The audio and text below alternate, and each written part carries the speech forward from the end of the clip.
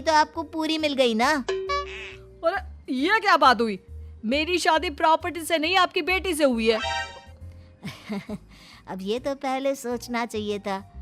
तब तो मेरी प्रॉपर्टी देखकर तुम्हारी जुबान लप-लपा रही थी। लेकिन मैं कानी लड़की को अपनी बीवी बनाकर नहीं रख सकता। पापा कुछ करिए ना आप। हाँ करता हूँ। देखिए ओम प्रकाश जी, आप हमारे साथ ऐसा नहीं कर सकते। और तुम देखो, अगर तुमने मेरी बेटी से शादी तोड़ी ना, तो जो भी प्रॉपर्टी मैंने तुम्हें दी है वो तो पूरी की पूरी वापस ले ही लूंगा, और आधी प्रॉपर्टी तुम्हारी भी लूंगा। अरे मेरी आधी प्रॉपर्टी भला क्यों लेंगे आप? इसलिए क्योंकि मेरी बेटी को आधा नजर आता है और उसकी नजर अभी तक तुम्हारी आधी जायदाद पर ही पड़ी है। अब तुम उसे घर से निकालोगे तो कुछ तो लेकर जाएगी ना। और अगर हम आपकी बेटी को अपने घर की बहू बनाकर रखे तो? तो तुम्हारी पूरी प्रॉपर्टी तुम्हारी ही रहेगी, और जो मैंने तुम्हें दिया है ना, उसमें से बस मैं आधा लेकर जाऊंगा। अरे लेकिन अब आप अपनी दी हुई प्रॉपर्टी में से आधी वापस क्यों लेकर जाएंगे? अगर मैं आपकी बेटी को अपनी पत्नी बनाकर रखने को तैयार हूं तो? इसलिए ताकि भविष्य में अगर तुम मेरी बेटी को धोखा दो तो उसके पास कुछ तो रहे जो पति का हो।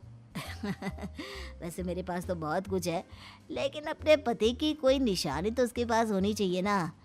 अब अगर तुमने मेरी बेटी को कानी कहा तो तुम्हें प्रॉपर्टी भी कानी ही मिलेगी, पूरी नहीं। जमाए राजा। किशोरी लाल और राघव समझ चुके थे कि वो बुरी तरह फंस चुके हैं और अब उनके पास वहां से निकलने का कोई चारा नहीं है। अब समझ में आया ना, लालच बुरी बला होती है। एक तो तुम्हें प्रॉपर्टी मिली, ऊपर से बीवी मिली, उसमें तुम्हें नखरे भी दिखाने हैं।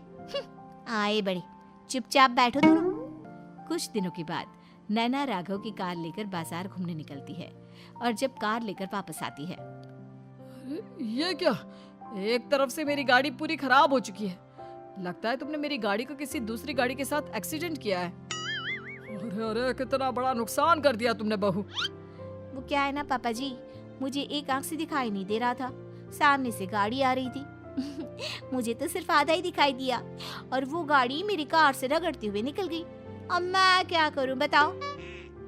आप इसे ठीक कराने के पैसे कौन देगा? तुम्हारे पापा। तुमने मुझसे इस तरह से बात की? अभी रुको। नैना राघव की शिकायत ओम प्रकाश को कर देती है। देखो राघव, अब जो मेरी आधी प्रॉपर्टी तुम्हारे पास थी ना, उसमें से आधी और मैं लेकर जाऊंगा, क्योंकि तुमने मेरी बेटी को डांटा। अरे नहीं पापा जी, गलती हो गई, माफ कर दो। गलती की तो कोई गुंजाइश ही नहीं। अगली बार मेरी बेटी को डांटा तो बची हुई आधी में से आधी और ले जाऊंगा। लालच के चक्कर में हम दोनों ने बहुत बड़ी गलती कर दी बेटा। एक तो तुम्हें कानी बहू मिली और ऊपर से जो माल मिला वो भी काना।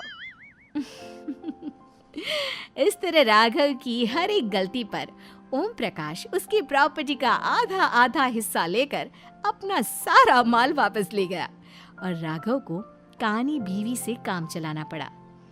भाई लालच वाकई में बुरी बला है।